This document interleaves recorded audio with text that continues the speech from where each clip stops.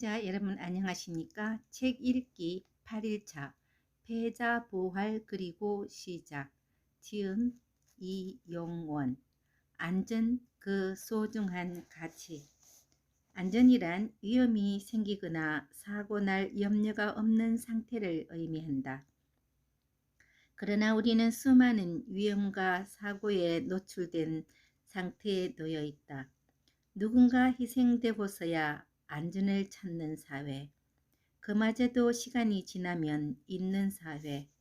한 사람이 이루는 것이 아니라 한 사람도 빠져서는 안 되는 것이 안전활동이다.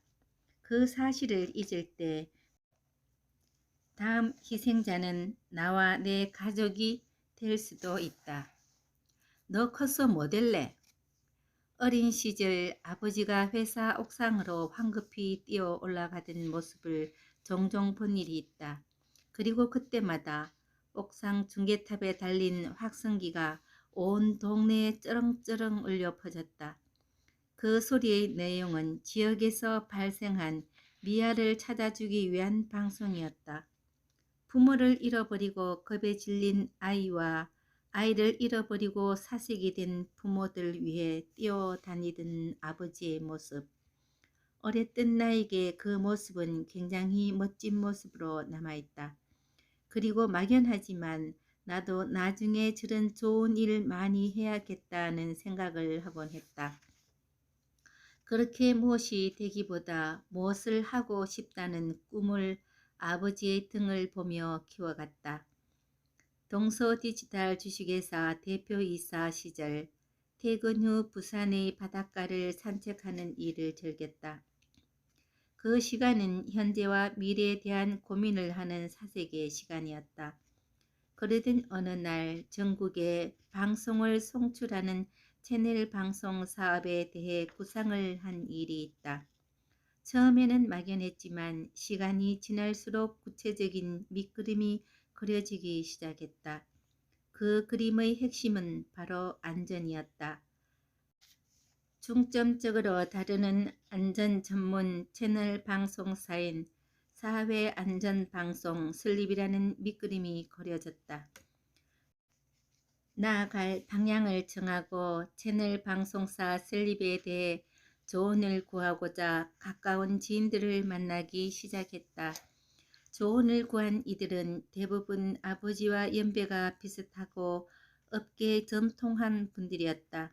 그러나 하나같이 조언보다는 깊은 우려를 표했다. 그들은 약속이나 한 듯 같은 조언을 해주었다. 첫째, 유료 방송 시장을 너무도 모른다는 것이었다.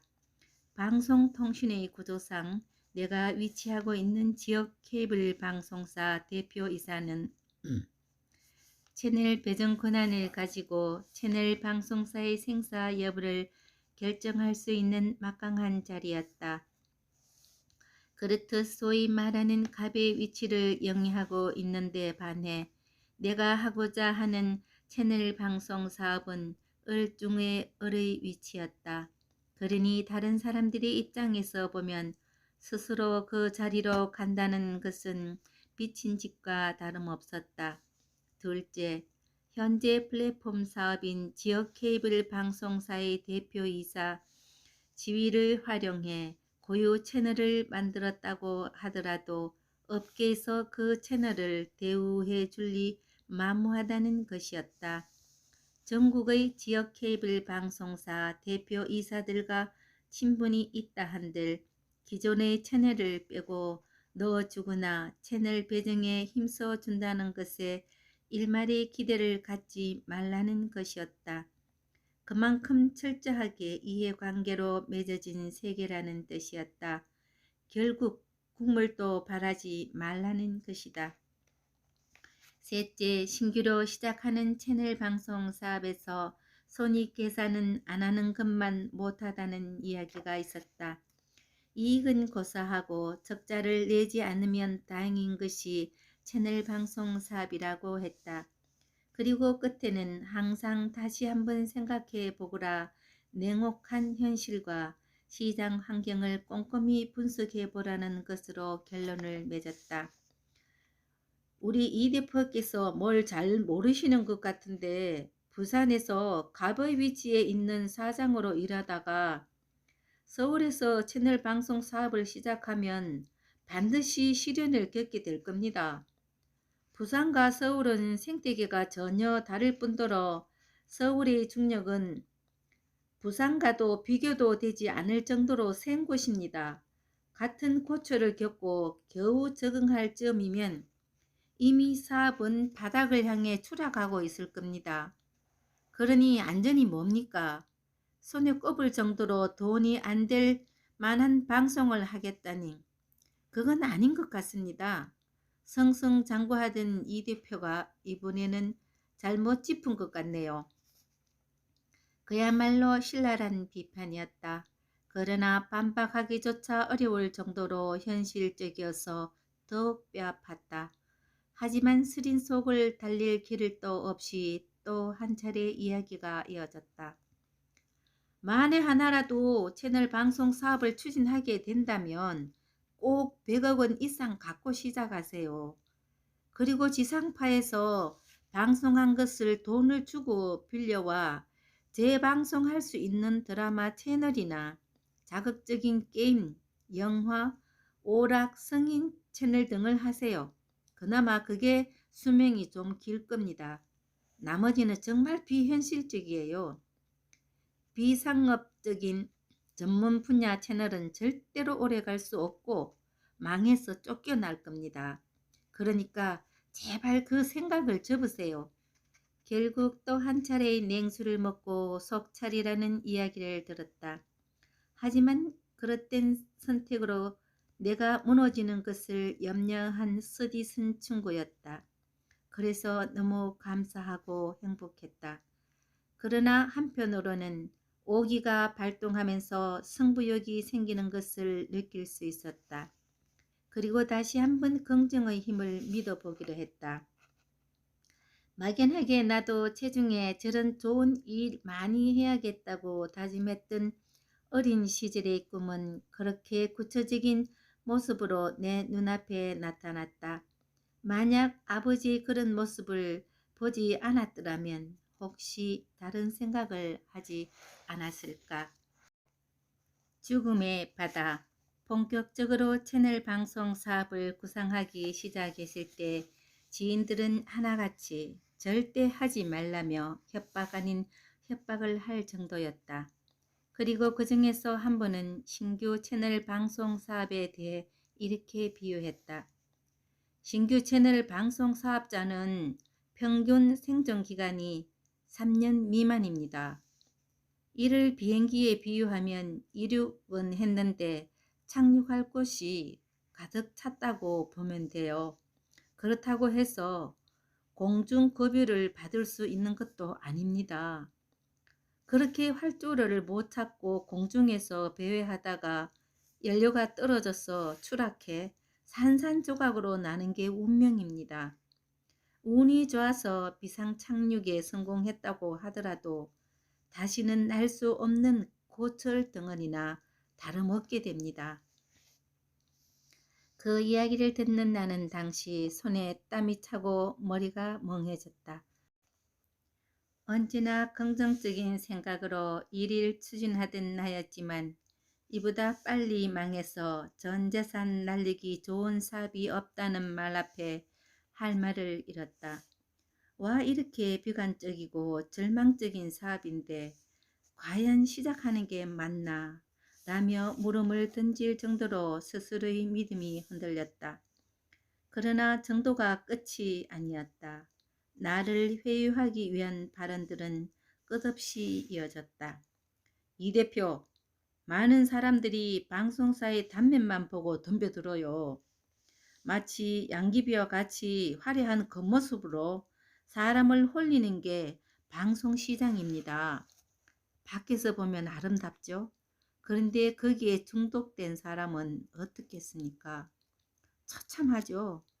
평생을 제조업이나 작은 기업을 땀 흘려 일군 사람들이 방송 사업을 동경합니다. 많은 것을 이뤘지만 아무도 안 알아주거든. 그래서 내가 가끔 나 같은 사람과 만나면 업계 정보 등을 묻다가 최고의 대우를 해줄 테니까 나랑 같이 신규 방송 사업을 시작하자고 합니다. 그럴 때마다 제가 뭐라고 하는지 알아요?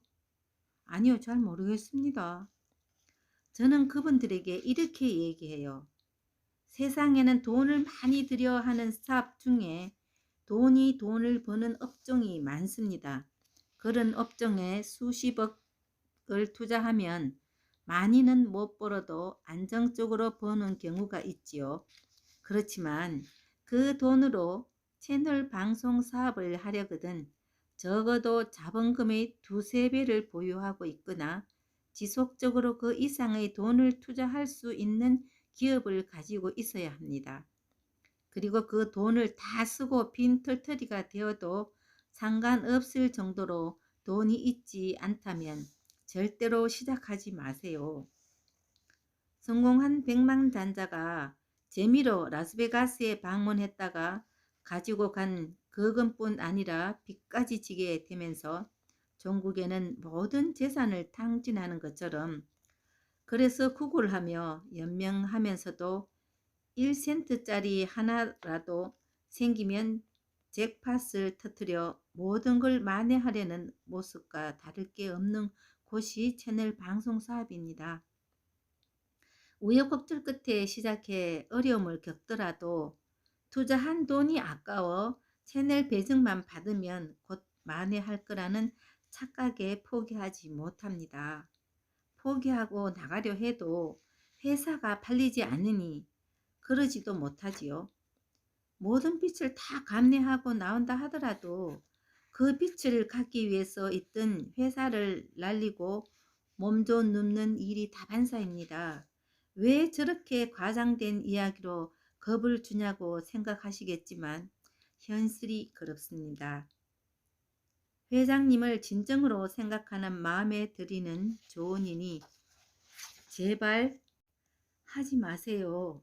업계 관계자에게 물어보세요. 그 돈 있으면 이 사업을 하겠느냐고. 100이면 100 다 안다고 할 겁니다. 저를 포함한 사람들이 이 계통에 있는 건 월급을 받아가며 생활하기 때문이지 절대 내 돈 들여서는 하지 않을 겁니다. 여기가 바로 개미지옥입니다. 라고 이야기합니다. 그러니 이 대표 제발 그만두세요. 그랬다. 단순한 협박이 아니었다. 실제 시장은 그보다 어렵고 위험했다. 조사한 자료에 의하면 1990년대 초반 채널 방송 사업자가 생기기 시작한 이래 최악의 불경기라고 할 만했다. 기업의 광고는 대폭 줄었으며 그나마 얼마 되지 않은 광고 역시 지상파 방송사, 종합편성 채널, 보도 전문 채널, 지상파 계열 채널, 경제 채널 등이 양분하고 있었다. 그런 상황에 신규 채널 방송사에서 광고를 안정적으로 얻는다는 것은 꿈과 다름없었다. 업계의 전설로 불리는 사람들은 입을 모아 말했다. 경쟁이 치열해서 레드오션을 넘어서 들어오는 즉시 물거품처럼 사라져 버리는 죽음의 바다라고 했다. 부정적이다 못해 절망적인 내용에 할 말을 잃었고 겁도 났다. 그러나 하기로 한 이상 포기할 생각은 없었다. 그분들의 이야기를 가슴에 새기고 더욱 철저히 준비하고자 다짐했다. 그것이 레드오션이든 죽음의 바다이든 버텨낼 자신이 있었다. 시간을 들여 천천히 단거리 경주가 아닌 마라톤을 하는 심정으로 마음을 다잡고 또 다잡았다. 어차피 편한 삶을 살아온 적은 없었다. 매번 도전의 연속이었다. 그렇게 미지의 바다에 발을 들여놓았다. 사회안전방송 세이프TV 사회안전방송을 창립하기까지 2년이라는 준비 과정이 있었다. 그 과정에서 참으로 많은 사람들에게 조언을 구하고 자료를 조사했다. 이야기를 들으면 들을수록 자료를 조사하면 할수록 창립하는 것이 맞는지 의문이 들기도 했다.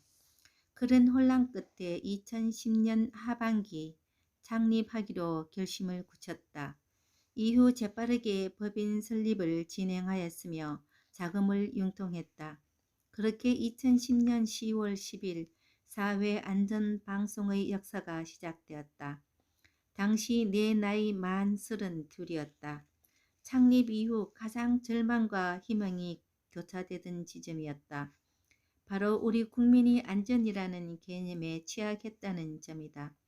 절망적이었던 부분은 안전은 너무나 중요한 사안인데 중요성에 비해 심각할 정도로 무관심했으며 이로 인해 채널 방송이 과연 순항할 수 있었을까 하는 의문이 들었고 희망적이었지만 부부는 사업적으로 아무도 관심을 갖지 않으니 블루오션이자 선두주자가 될 수 있는 점이었다. 첫 방송을 송출하기까지 사업계획서 작성부터 채널 방송 사업자 신청 등 무엇 하나 쉽게 넘어간 것이 없었다. 법인 등록마저 늦어지면서 2010년까지 해야 했던 채널 배정 및 신규 론칭을 신청조차 할 수 없었다. 각 기업들이 정한 마감 기한을 한참 넘겼으니 당연한 일이었다. 100번 양보해 받아준다 해도 그들의 입장에서는 안전이라는 생소하고 현실성 없는 채널 방송을 넣어준다는 것은 우려였다. 그렇게 연락이 닿자마자 지역 케이블 방송사로부터 거절당했다. 그러나 그냥 손을 놓고 있을 수는 없었다. 다음 해로 넘어갈 경우 방송 한번 해보지 못하고 수억 원 돈이 날아가는 상황이었다. 이륙은 했는데 착륙할 곳을 못 찾고 연료가 바닥나고 있는 비행기가 바로 나였다. 헛헛한 마음에 방문을 걸어 잠그고 한참을 앉아 있었다. 그러다 지푸라기라도 잡는 심정으로 기도를 했다. 심리적인 고통은 눈물로 흘러내렸다. 그렇게 흐느끼면서 하느님을 외치고 또 외쳤다. 그러자 이상한 일이 일어났다. 분명 현실은 선배들의 조언과 같이 흘러가고 있는데 마음 한구석에서 포기하지 말고 계속 전진해라는 내면의 목소리가 들려왔다. 그날 이후 소홀했던 기도를 일상화하면서 마음을 비우고 겸손해지기 위해 노력했다. 기도를 시작하고 한 달 후 동서디지털 방송 주식회사 대표이사 시절 참석하던 방송사 친목 모임 회원들에게 연락해보자 고 마음을 먹었다. 그들은 사회안전방송을 설립하면 채널 배정을 약속할 정도로 가깝게 지냈다. 아니 그런 줄만 알았다. 전화와 문자, 친필 서면으로 연락을 시도했지만 제대로 받아주는 이가 없었다.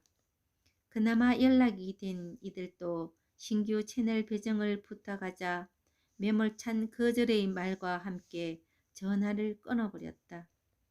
이후 눈치가 보여 문자조차 쉽게 보낼 수 없게 되었다. 쏜 것으로 가슴을 찌르는 것만 같았다. 그러던 중 생각하지도 못한 전화를 받게 되었다.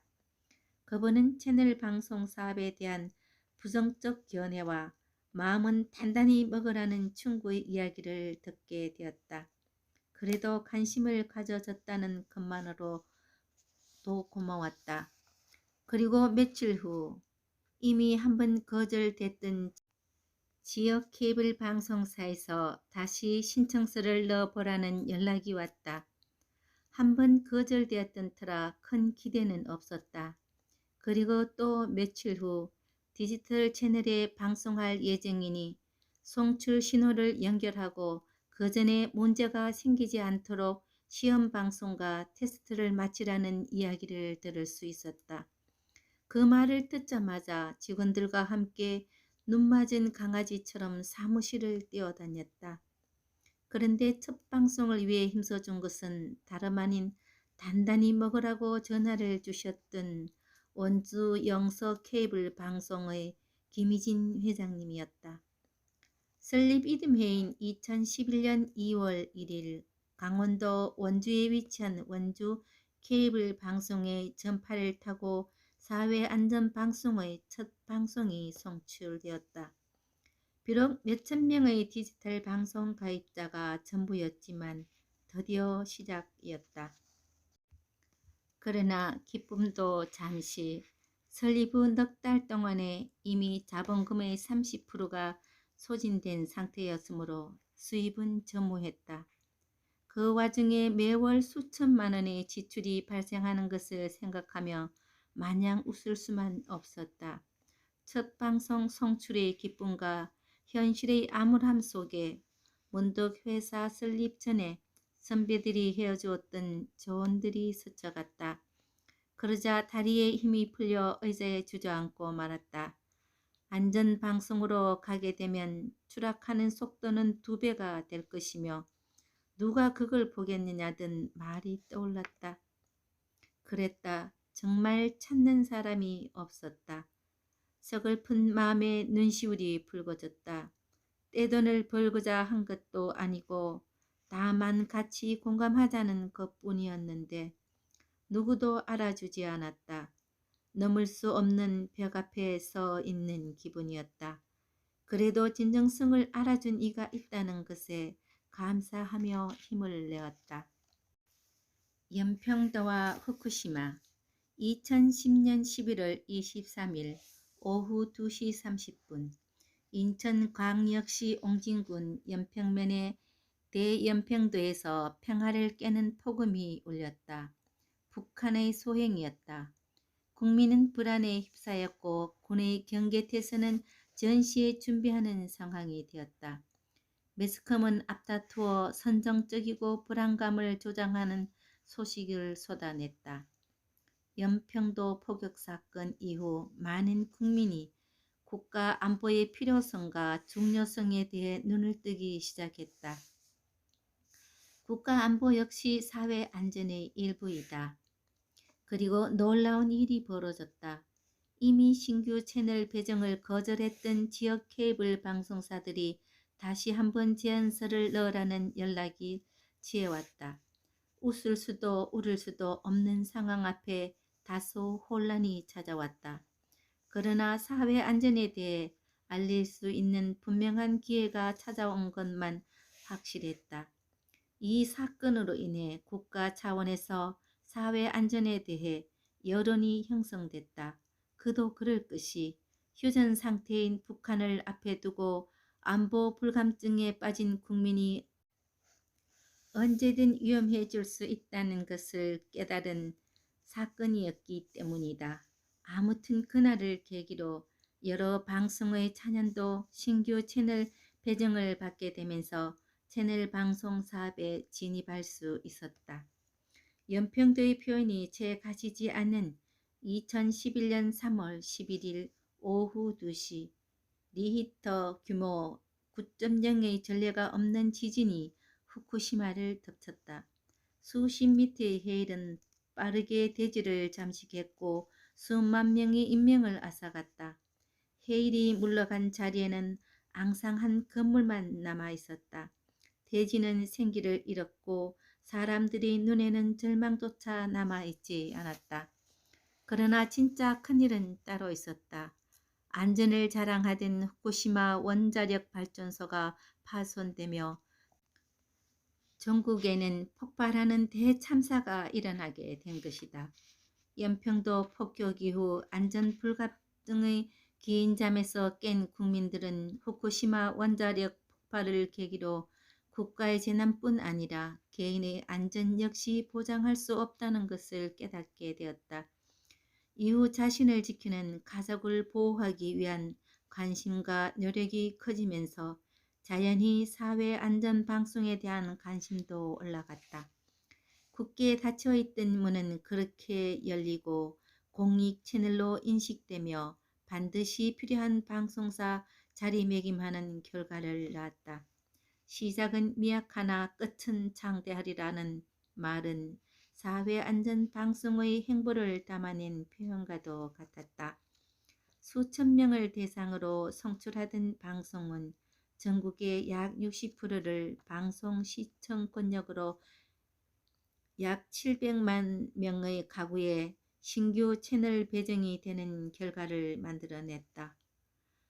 국가에 크고 작은 사건이 발생할 때마다 권역이 확장돼 2015년에는 약 1,400만 가구에 송출하는 채널 방송사로 성장하였다. 그렇게 수십억에서 수백억 원의 자본을 들여 설립해도 수익구조 악화로 안정적인 채널 배정 실패로 3년 안에 망한다던 신규 채널 방송 시장에서 기적적으로 살아남게 되었다. 10% 미만의 생존율을 이루었고 앞으로도 지속 성장할 사회안전방송의 오늘을 만드는 것은 각자의 자리에서 최선을 다한 직원들이 있었기에 가능했다. 만약 신규 채널 배정 실패 후 그대로 주저앉아 다음 해 신청 시기를 기다렸다면 지금쯤 어떻게 되었을까? 힘든 길이다. 그래도 누군가는 반드시 가야 할 길이다. 포기하고 싶었다. 고된 여정이라는 것을 알고 시작했으나 생각보다 힘들고 고통스러웠다. 그래도 포기할 수는 없었다. 반드시 필요한 방송이었고 누군가는 지켜야 할 가치였다. 단 한 명의 시청자라도 그 가치를 알아준다면 그것만으로도 의미 있는 일이다. 대국민 안전 캠페인의 시작. 나는 사회안전방송의 핵심은 예방에 있다고 생각하곤 했다.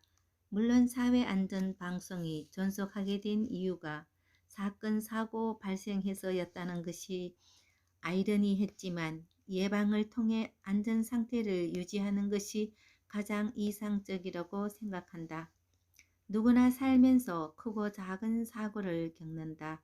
그런데 미처 대응 방법을 숙지하지 못하거나 두려워 머뭇거리는 사이 더 큰 위험에 빠지거나 돌이킬 수 없는 결과를 초래한다. 그래서 반드시 교육이 필요한 것이며 교육을 통해 온 국민이 숙지할 수 있다면 한 사람이라도 위험한 상황에서 벗어날 수 있다는 것이라고 생각했다. 그런 신념 속에 추진한 것이 대국민 안전 캠페인이었다. 연평도 포격 사건과 후쿠시마 원전 사태 이후인 2011년 5월 22일 정부 부처 함께하는 방송을 시작했다. 소방방재청이 기획하고 제작한 안전한국 길라잡이 시리즈를 시작으로 그동안 홍보되지 못한 정부 부처의 안전교육, 콘텐츠와 사고 예방 프로그램 등을 편성해 방송했다. 특히 국민의 안전을 위해 노력하는 소방 공무원의 노고와 안전사고 발생 시 대처법을 시청자에게 효과적으로 전달하고자 힘썼다. 그 과정에서 주간 안전예보, 응급상황, 수화 한마디, 스폰지 119, 실제상황 119, 레드랜턴, 세이프 퍼블릭, 우리 아이 생활안전 OK 등의 콘텐츠를 기획, 제작해 방송하였다. 이러한 노력은 대국민 안전 캠페인 활동을 통해 국가에 기여하였고 국민을 위해 헌신한 공로로 인정받게 되면서 2013년 12월 31일 2013 생명수호지 시상식에서 소방방재청장 표창을 수여로 돌아왔다. 국민의 안전을 위해서 당연히 해야 할 일을 한 것뿐인데 큰 상을 주셔서 감사합니다. 이 상은 앞으로 더 많은 대국민적 안전 프로그램을 제작해 국민의 안전에 힘써 달라는 국민의 당부로 알고 항상 최선을 다하겠습니다. 크다면 크고 작다면 작은 상이지만 모두의 의문 속에서 묵묵히 걸어온 결과인 것 같아 가슴이 벅찼다. 많은 이들이 노력이 없었다면 절대 이룰 수 없었던 쾌거였다. 정말 고맙습니다. 덕분에 가족을 살릴 수 있었습니다. 어느 날 회사로 걸려온 전화 속에서 들려온 말이었다. 그 당시는 대국민 안전 캠페인의 일환으로 심폐소생술 교육 영상을 지속적으로 송출할 때였다. 그런데 그 방송을 본 경기도의 한 가정에서 실제로 긴급 환자가 발생했고 그 시청자는 방송에서 본 내용을 기억했다가 가족의 목숨을 구할 수 있었다고 했다. 연신 고맙다던 그 시청자의 이야기를 듣고 오히려 내가 고마웠다. 회사의 창립 이유가 바로 거기에 있었기 때문이다. 모두가 포기하라고 했을 때 포기했다면 과연 어땠을까? 국내 유일의 안전 전문 채널 사회안전방송 창립 이후 많은 프로그램을 방송했지만 그 중에서도 기억 남는 프로그램들이 있다. 가장 먼저 국민의 생명과 재산을 지키기 위해 불철주야 노력하는 소방관들을 위한 프로그램이 그렇다. 대형 화재, 조난, 교통사고 등 각종 사건, 사고 현장에서 자신의 생명을 담보로 수많은 생명을 구하는 소방관들의 모습을 담아내고 싶었다. 그래서 제작진과 소방관들이 머리를 맞대고 기획한 프로그램이 안전 다큐 소방24였다. 소방관들의 일상을 100% 실제 상황으로 담아낸 프로그램이었다. 그 방송에서는 위험천만한 사고 현장에 놓인 소방관들의 공포와 두려움이 고스란히 담겨 있었다. 그들 역시 우리와 같이 겁많은 사람이었다. 결코 특별한 사람은 아니었다. 그러나 그런 두려움을 이겨내고 위험에 빠진 국민을 구하는 모습은 시청자들에게 감동을 전했다. 50부작 기획 프로그램인 실제 상황 119 레드랜턴 역시 시청자들에게 안전사고에 대한 경각심을 일깨우고 소방관들의 숭고한 희생정신을 느낄 수 있는 프로그램이다. 이 프로그램은 특히 소방관들에게 큰 관심을 불러일으켰다. 이와 더불어 기억에 남는 프로그램은 2013년부터 방송한 국가안보이다. 당시 어떤 방송 채널에서도 국가안보와 관련된 프로그램이 없던 걸로 기억한다. 국가안보는 가장 높은 수준의 사회안전임에도 어느 방송사에서도 국가안보에 대해 언급하지 않는 것은 심각한 문제였다. 당시 프로그램을 진행하던 진행자는 전쟁을 겪어보지 못한 젊은 세대들이 안보관이 너무 약하다. 대한민국의 안보와 국민의 안전을 위협하는 행위들에 대해 다양한 견해를 밝히고 흔히 알려지지 않는 사건과 사고에 대해 소개하며 다소 무거운 주제를 재미있고 알기 쉽게 이야기하겠다는 다짐을 하기도 했다. 그리고 그해 11월 대한민국 정부가 청구해 2014년 12월 헌법재판소에서 국가의 존립과 법치주의를 부정하고 민주주의 이념에 반하는 위헌정당으로 판결을 받아 해산된 통합진보당 해산심판 사건이 한동안 세상을 떠들썩하게 했던 적이 있다. 이런 전쟁도 없는 평화의 시기에 간첩이 어디 있으며 국회의원을 배지를 단 의원들이 저렇게 많은데 반국가단체 활동을 해왔을 리 없으며 나라를 사랑하지 않고 법치주의를 따르지 않는 그런 정당이 어디 있느냐며 온 국민의 의문을 갖는 사회적 논란이 있었다. 그러나 대한민국의 최고의 헌법기관인 헌법재판소에서 통합진보당의 이런 행위가 인정된다며 정당 해산을 선고해 큰 이슈가 되었다. 이 사건을 계기로 국가안보에 대한 국민의 관심이 높아졌으며 국가안보에 대해 방송하고 있던 사회안전방송 역시 그 영향을 받은 일이 있었다. 그 밖에도 다양한 프로그램이 제작되었다. 다양한 사건이나 상황들을 법률적으로 풀어내는 신개념 토크 프로그램인 하광룡의 안전한 법률은 안전 전문 변호사가 상세히 알려주는 판례와 사례를 통해 실생활에 매우 필요한 생활 안전 관련 정보와 법률적 지식을 알려주는 프로그램이었다. 그리고 안전은 일상의 습관 개념으로 제작된 프로그램인 안전탐구 생활이다. 이 프로그램은 내가 직접 참여해 진행하면서 충분한 자료 조사와 전문가의 검증을 통해 시청자들에게 유익한 정보를 제공하기 위해 노력했다. 이러한 프로그램을 제작을 통해 사회안전방송은 대한민국의 유일한 안전 전문 채널로 거듭났다. 그리고 그 프로그램을 제작하면서 다시 한번 사회안전방송을 창립한 것에 큰 자부심과 보람을 느낄 수 있었다. 나는 말하고 싶다. 누구도 걷지 않는 길은 그 길의 진정한 가치를 모르기 때문이라고. 집으로 가는 길. 내가 실종자를 찾는 일에 관심을 갖게 된 계기는 사회안전방송 설립 때와 마찬가지로 아버지 영향이 컸다.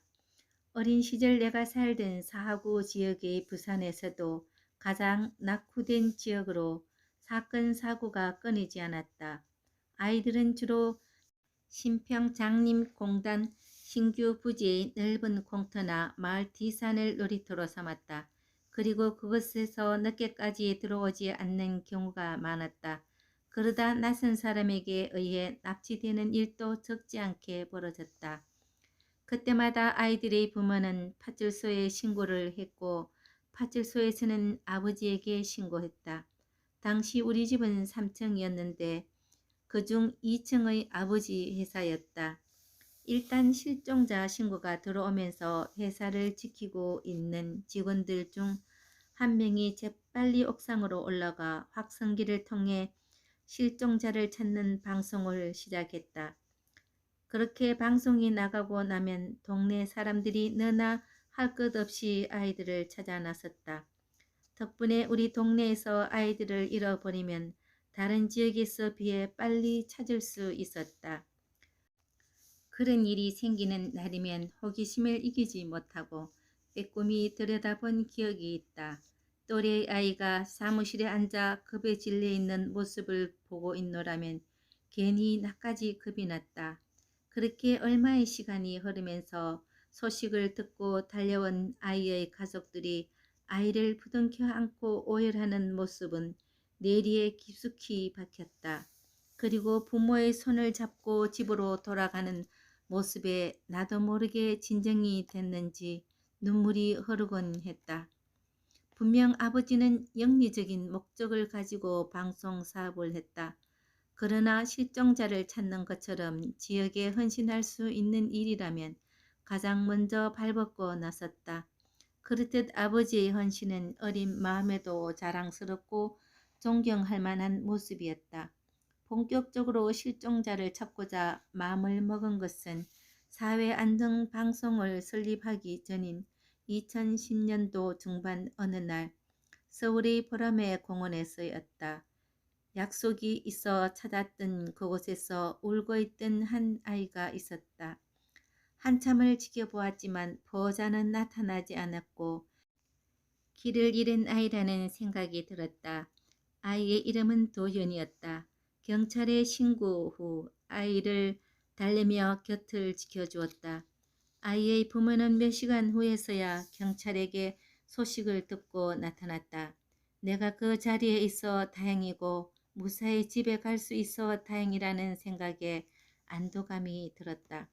그러나 아이의 곁을 지킨 몇 시간 동안 나는 많은 생각을 해야 했다. 당시 공원에는 많은 인파가 있었음에도 누구 하나 아이를 돌보거나 물어보는 이가 없었기 때문에 물론 그들이 사정을 모르기 때문에 비난할 수는 없었다. 다만 내 일이 아니라고 해서 그렇게 무관심할 것이 아니라 내 가족에게 이런 일이 생긴다면 이라는 생각을 갖게 할 수는 없는지 스스로에게 물었던 기억이 있다. 바로 그때 사람들의 공동체 의식을 높일 수 있는 방안을 강구해야겠다고 다짐한 바 있다. 그때의 결심은 사회안전방송 설립 이후 구체적으로 진행되었다. 보건복지부 위탁어린이재단 실종아동 전문기관, 경찰청의 실종아동 찾기센터와 공동으로 실종된 아동, 장애인, 노인을 찾는 캠페인 방송을 제작하는 계획을 세웠다. 캠페인 방송 제작을 위해 관련 기관의 데이터베이스를 공유하고 실종자 정보를 제공받았다. 이를 영상 콘텐츠로 제작해 2011년 5월 18일부터 전파를 쏘아 올리며 역사적인 첫 발을 내디뎠다. 대한민국 한 해 실종자는 대략 2만 명이 넘었고 그들의 대부분이 사회적 취약계층이라는 것이 더 큰 문제였다. 남아있는 가족들이 생계를 포기하고 찾아 나서는 것조차 어려운 상황이었다. 그래서 더욱 사명감을 가지고 일회성 방송이 아닌 정기적으로 방송으로 실종자 찾기에 심혈을 기울였다. 실종자 찾기 재단과 협력해 가시적인 성과를 내면서 매월 4~5명의 실종자들을 가족의 품으로 돌려보낼 수 있었다. 그 중에서도 특히 실종 아동 문제에 신경 썼는데 유관기관들과 유기적 협력을 통해 어린이 유괴 예방, 애니메이션, 실종 아동 방지, 팔찌 착용 캠페인, 학부모를 위한 아동 실종 예방 및 유괴 방지 프로그램 제작 등을 통해 지속적인 홍보와 예방 활동을 강화했다. 그렇게 밤낮 없이 지속적인 노력을 기울인 결과 실종자가 찾기 방송을 시작한 지 7달 만인 2012년 1월 42명의 실종자를 가족의 품에 안길 수 있었다. 그러나 찾으면 찾을수록 찾지 못한 이들이 눈에 밟혔다. 이후 네트워크 환경 변화에 발맞춰 SNS 활용한 실종자를 찾기를 진행했다. 이 역시 지인들의 적극적인 도움으로 많은 관심을 일으킬 수 있었다. 그리고 그 뜻에 동참하는 사람들이 늘어나 전국적인 운동으로 확산하고자 하는 계획을 세웠다. 그렇게 2014년 8월 25일 프레스센터에서 한국 실종자 찾기 미디어 SNS 운동을 출범했다. 안전한 사회를 만드는 데는 관심이 있는 사람들이 생각보다 많다는 것에 감사했다. 나는 그 과정 속에서 희망을 보았다. 아버지가 시작했던 아주 작은 사회 안전망 시스템 실종자 찾기 안내 방송은 분명 작았지만 내 가슴 속에 아주 커다란 가능성을 심었다. 그리고 그 가능성이 자라나 대한민국 사회 안전망의 초석을 이루는 꽃으로 피어났다. 실종은 남의 일이 아니다. 우리 일이다. 국가에서 해주길 기다리는 동안 우리는 또 한 명의 아이를 잃어버린다. 평생을 죄책감에 시달리는 내 이웃의 얼굴을 보면 내가 아니라서 다행이라는 안도감보다 찾아주지 못한 미안함이 든다. 그래서 남의 일이 아니라 우리의 일이다. 우리가 먼저 움직일 테니까 국가에서도 그 끈을 놓지 말고 적극적으로 동참해 주었으면 좋겠다. 안전한 대한민국 사회안전방송 창립 이후 국내 안전방송에 대해 알아갈수록 정부에 대한 아쉬움은 갈수록 깊어졌다. 아무리 많은 예산을 들여서 사전 예방과 사후 대응 체계를 구축하더라도 대국민 소통이 막히면 국민이 아닌 정부 부처와 공무원을 위한 매뉴얼로 남을 가능성이 농후하다. 형식적으로 만들어 놓은 체계는 실제 상황에서 제대로 작동하지 않는다. 그래서 또다시 형식적인 체계를 만든다.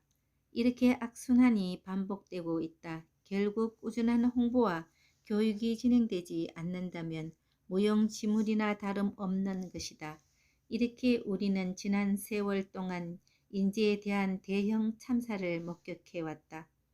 물론 대형 사고와 재난을 겪으면서 점진적으로 통합 관리 체계를 구축하고 효율적인 시스템을 도입하며 긍정적으로 발전하는 모습이었다.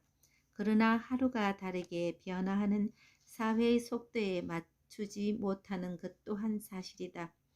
정부의 안전 컨트롤 타워는 가장 쉽고 편리하게 전달할 수 있는 방송 매체를 효과적으로 이용하지 못하고 있다. 전 국민이 보유하고 있는 TV와 스마트폰 등을 통해 쉽게 접근할 수 있도록 해야 하는데 그렇지 못한 게 실정이다. 큰 사고가 발생하면 많은 비용을 들여 사고 발생 당시에만 시스템이 활성화되어 있다가 시간이 지나면 안일한 시스템으로 되돌아오는 것은 분명 큰 문제이다. 현재 우리는 사고가 발생하면 공영방송사에 예산을 지원한다. 그런데 선진국처럼 즉각적으로 재난방송 시스템으로 전환하고 정부와 긴밀한 협조를 통해 효율적인 기능을 하는 것이 아니라 지상파 방송처럼 긴급 속보와 현장 중계만 반복하는 것이 현실이다.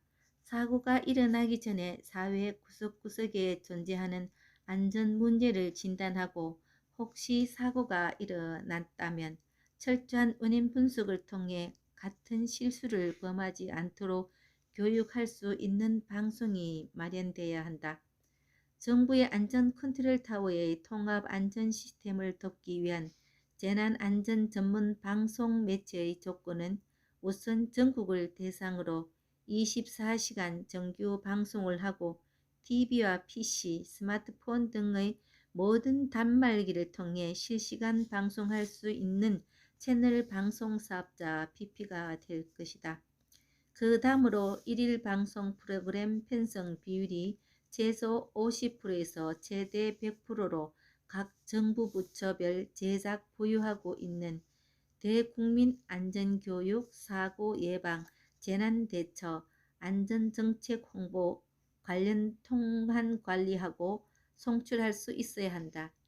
거기에 더해 일반 안전방송과 긴급안전방송 시스템을 구축하고 TV 실내와 스마트폰 실외 등의 단말기를 통해 상시적인 시청이 가능해야 한다. 결국 우리에게 당면한 과제는 꾸준한 홍보와 교육을 통해 안전에 대한 인식을 높이는 것이다. 그것은 마치 양치를 하는 습관처럼 행해야 하는 것이다. 따라서 안전 전문 방송의 중요성과 역할은 두말할 나위가 없다. 그리고 분명 저 예산으로 고효율을 낼 수 있는 방법 역시 존재한다. 현재 일부 정부 부처에서 신설한 방송 채널을 채널 방송 사업자에게 매년 일정 예산을 투입해 위탁하는 것처럼 방송 매체를 신설하고 안전 분야 전문 미디어 기업 등에 위탁하는 방법이 있다. 또한 기존의 정규 방송 매체를 재난 안전 분야 전문 채널로 선정해 안전 컨트롤을 제작 관리하고 편성해 상시적인 안전 예방 교육 및 사후 재난 대응 조치를 진행할 수 있을 것이다. 정부에서 위탁하거나 지정한 전문 방송 채널에 의해 제작된 프로그램은 방송 후에도 상당히 저렴한 비용으로 온오프라인을 통해 교육용 자료로 활용할 수 있다. 그렇게 전국의 학교와 지역의 안전센터, 지자체 등에서 활용한다면 단체마다 중복되고 비효율적으로 낭비되는 콘텐츠 제작 비용을 줄일 수 있다.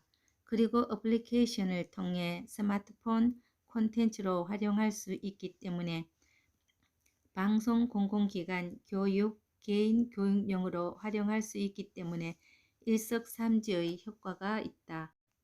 결론적으로 정부가 국민을 위해 해마다 예산을 투입하고 관리하는 안전 컨트롤 타워의 통합 안전 시스템이 생활 습관으로 자리 잡기 위해서는 안전 전문 방송 매체의 중요성을 인식해야 한다. 또한 이를 가교로 삼아 안전 전문 콘텐츠를 효과적으로 공유하여 대국민 안전 의식을 높여야 한다. 그렇게 될 때 대한민국은 선진국을 넘어 세계적인 안전모범 국가로 거듭날 수 있을 것이다. 행복 비법 7. 삼투압 효과. 삼투압이란 농도가 다른 두 액체의 반투과 성막을 두고 농도가 낮은 쪽이 용매가 높은 쪽으로 이동하면서 발생하는 압력을 말한다. 예를 들어 배추 김치를 만들 때 소금물에 배추를 담가두면 배추 안의 농도보다 배추 바깥의 농도가 높아져 배추의 수분이 빠져나가 배추가 시들해지는 것을 볼 수 있다. 인간관계에서도 선과 악, 긍정과 부정, 행복과 불행 등 다양한 형태의 삼투 현상이 존재한다. 사람은 타인의 말과 행동에 영향을 끼치기 때문이다. 그만큼 주위의 사람들의 중요성은 없다. 예를 들면 병원에 오래 있으며 마치 환자가 된 것처럼 무기력해지는 느낌을 받는 것이다. 평소에 축구를 좋아하지 않아도 월드컵 때만 되면 응원 인파에 휩쓸려 열렬히 응원하는 모습이 그렇다고 볼 수 있다. 이는 무심코 지나칠 수 있는 현상이지만 우리 삶에 지대한 영향을 끼치는 매우 중요한 현상이다. 인간은 서로 간에 영향을 주고받으며 성장하기 때문이다. 친구 따라 강남 간다는 속담처럼 사람은 서로 간에 영향을 주고받는 존재이다. 나는 타인에게, 타인은 나에게 영향을 끼치며 살아간다. 그래서 곁에 있는 사람이 누구냐에 따라 내 모습도 달라지게 마련이다. 그래서 주위에는 의욕이 넘치고 긍정적인 사람을 두는 것이 좋다. 반대로 불평불만이 가득한 사람은 가급적 멀리하는 편이 좋다고 할 수 있다. 그러나 이에 앞서 내 주위 사람들에게 긍정적이고 밝은 영향을 주기 위해 스스로 노력하는 것이 더욱 중요하다. 내가 부정적이고 어둡다면 다른 사람들 역시 나를 멀리 하려고 할 것이다. 먼저 노력하고 타인을 배려하면 조금씩 주위에 긍정적이고 밝은 사람들이 늘어나게 될 것이다. 생각 나누기 7. 모형의 자산. 생각 나누기 7. 모형의 자산 내리사랑. 전란의 폐허 속에서 성장한 맨손으로 성장한 이가 있었다. 어려운 시절을 이를 악물고 버텼으며 어렵게 학업을 마친 그는 훗날 수백억 대의 재산을 가진 재력가가 되었다. 그는 내게 위기를 겪을 때마다 물심양면으로 많은 도움을 주었다.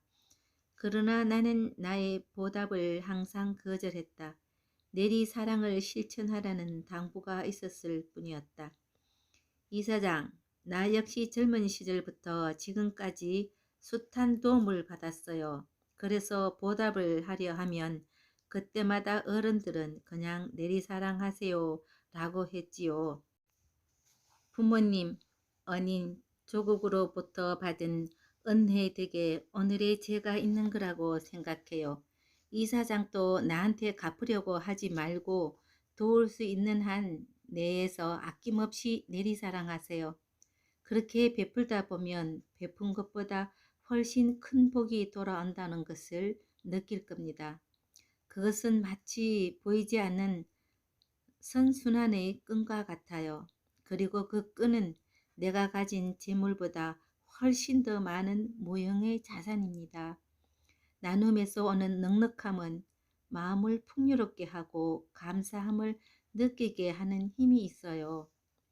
이처럼 내리사랑은 많은 이들을 이롭게 하는 힘이 있다. 위의 이야기에서 강조하고 싶은 것은 내가 할 수 있는 범위 안에서 돕자는 것이다. 한계를 넘어선 도움은 스스로를 상처내고 상대에게 기대하는 마음을 만든다. 결국 안 돕는 것보다 못한 결과가 생긴다. 그래서 내리사랑, 내어줘도 아깝지 않은 작은 일부터 실천하며 점차 늘려가야 한다. 그렇게 쌓인 무형의 자산은 언젠가 당신이 절실한 순간 뜻밖의 모습으로 당신을 찾아올 것이다. 시청해 주셔서 고맙습니다. 감사합니다.